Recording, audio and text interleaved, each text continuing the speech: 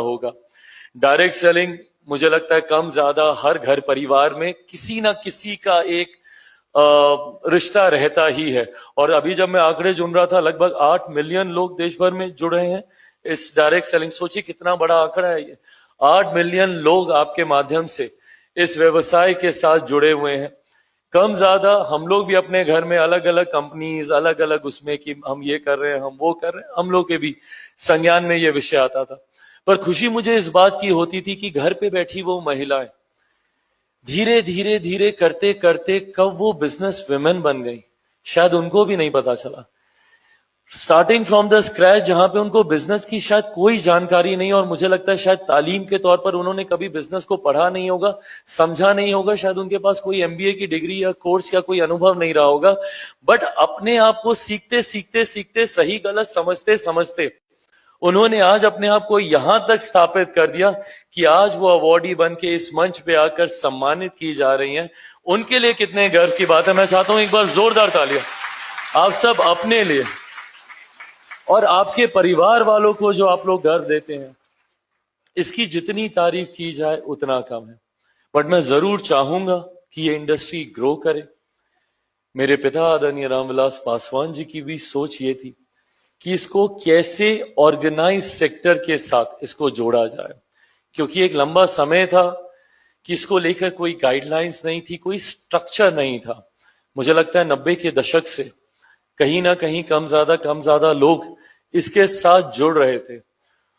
और 2010 की सदी दशक आते आते तक ये मांग उठने लगी थी कि इसको एक स्ट्रक्चर दिया जाए, इसको ऑर्गेनाइज किया जाए।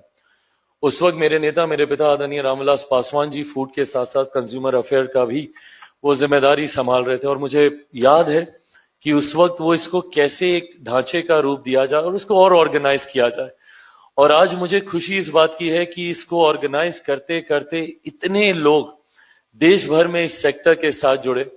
आंकड़े बहुत ज्यादा प्रोत्साहित करते हैं, मोटिवेट करते हैं कि जहां एक तरफ दुनिया में कहीं ना कहीं एक डिप देखने को मिला, वहीं हम लोग 4% की ग्रोथ के साथ हम लोग आगे बढ़ रहे हैं। मुझे लगता है इसमें आप सबका परिश्रम, आप सबकी मेहनत, आप सबका पसीना इसमें जुड़ा हुआ है। आप सबके परिश्रम मेहनत से ही मुझे लगता है कि आज हम लोग यहां तक पहुंचे।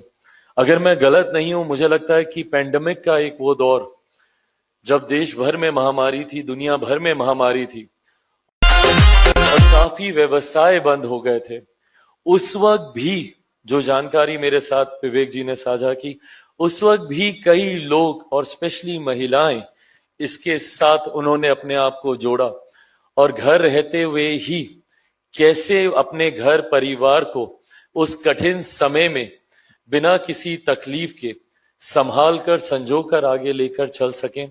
मुझे लगता है ये तमाम वो चुनौतियां हैं और आप सब उसका वो उदाहरण हैं जिन्होंने इसको परिणाम साबित करके दिखाया कि अगर लगन हो, सोच हो और एक ईमानदार प्रयास हो तो कुछ भी असंभव नहीं है। हम लोगों ने पेंडेमिक को भी मार दी और आज आंकड़े दिखा रहे हैं कि जहां ग्लोबल डिप है वहां पे हम लोग राइज कर रहे हैं। तो वो जिद है आप में, वो ऊर्जा है आप में, और यकीन मानिए आज उस ऊर्जा को लेकर मैं यहां से जा रहा हूं। जब मैं इस कमरे में घुसा, इस बदलाव करते हुए, ढांचे में बदलाव करते हुए इसको और ऊंचाइयों तक लेकर जाएं। स्कोप बहुत है।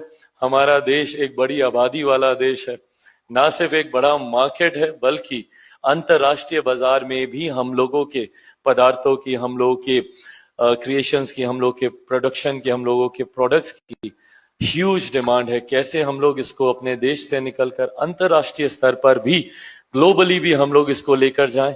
समय समय पर हम लोग ये चर्चा करते